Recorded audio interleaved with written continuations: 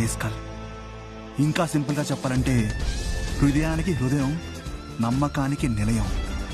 అదే గ్రేస్కల్ శక్తి. ఆ శక్తి మనిషిని కూడా దేవుళ్ళ నిలబెడుతుందంటారు.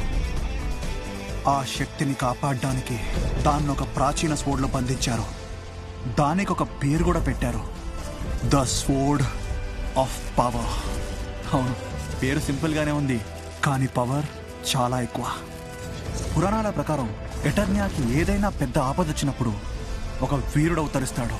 ఆ స్వోర్డ్ని ఎత్తి శత్రువుల్ని ఛేదించి ధర్మాన్ని తిరిగి స్థాపిస్తాడు.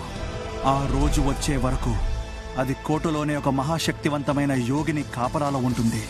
ఆమె వయసు కాలాన్ని మించిపోదు, ఆమె చూపు సత్యాన్ని దాటిపోదు. కానీ ఆవిడ్ని చూస్తే నాకు మాత్రం చిన్నప్పుడు భయమేసేది. But I think she's cool. శతాబ్దాలుగా గ్రేస్కల్ మా మహాయోధుల వంశ సంరక్షణలో ఉంది. నీకు తెలుసులేదు, నేను కూడా అదే గొప్ప వంశం నుంచి వచ్చిన వాడిని. నిజాయితీ, బలం, ధైర్యం ఉన్నవాడిగా.